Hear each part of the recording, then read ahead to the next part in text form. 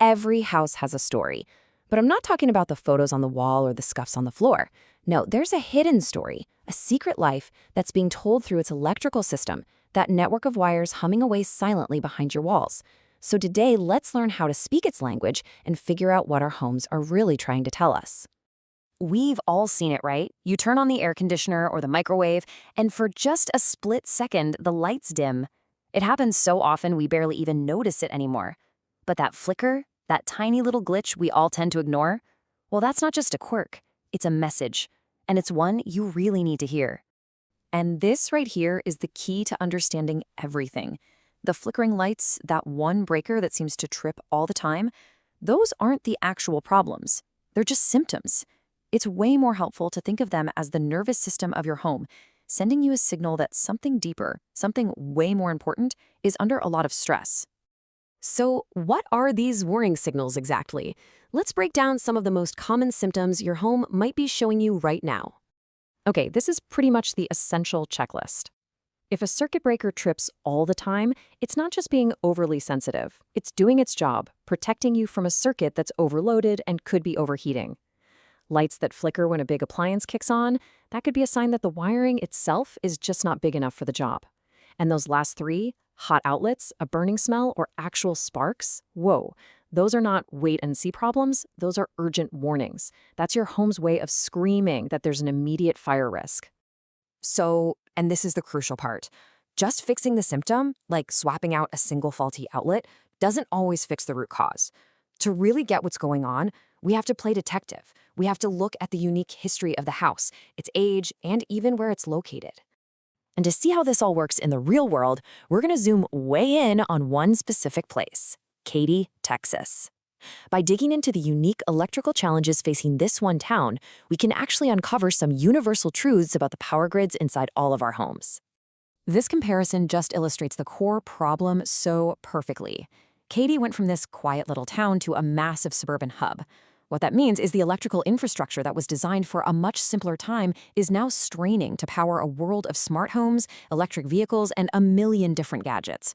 It's kind of like asking a classic car to perform like a brand new EV. The foundation just wasn't built for that kind of demand.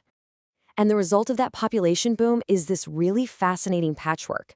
You've literally got homes from the 1970s with their own electrical standards sitting right next to brand new construction.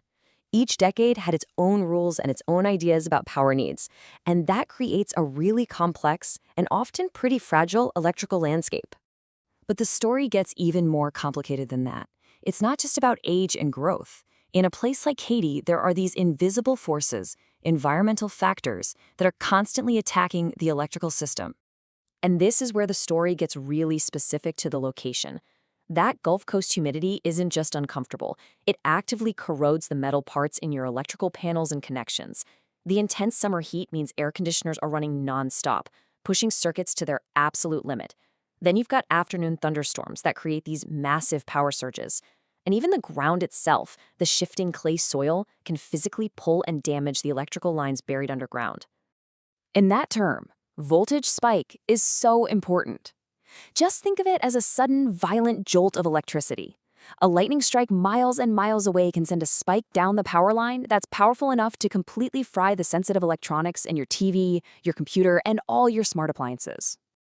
So when you add it all up, the rapid growth, that mix of old and new homes, and this relentless environmental assault, you get a perfect storm.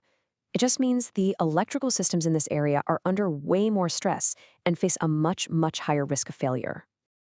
Okay, so that's the problem. The good news is there are solutions.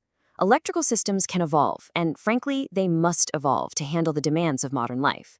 So how do you know if your home is falling behind? Here's a quick little diagnostic. If your main electrical panel only gives you 100 or 150 amps, it's probably outdated for what you need today.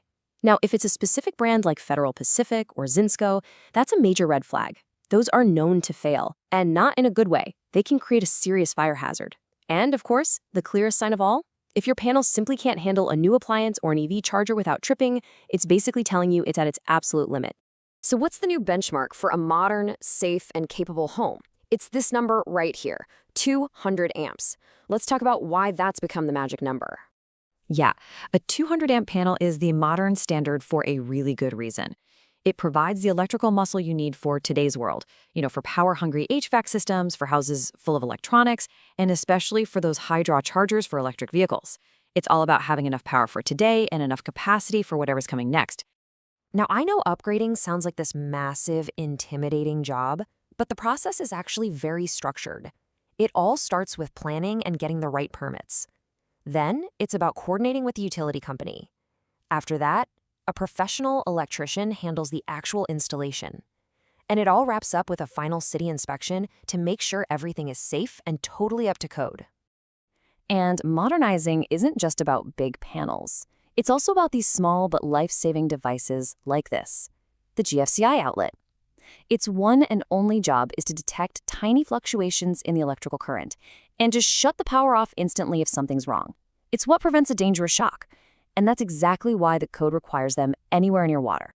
So, we've seen how the story of just one town can reveal so much about all these invisible forces at play. Now it's time to bring it all back home. Here's the most important takeaway from all of this. Your home's electrical system isn't generic. It's a direct product of its history and its environment. Its location is just as important as its age. When was it built? What was the electrical code like back then? And what environmental stresses does it have to deal with every single day? The answers to those questions define the grid inside your walls. So, the next time you see the lights flicker, don't just ignore it. Listen to what your house is trying to tell you. What is the hidden story of your home's power? Think about it. Stay safe, and thanks for joining me.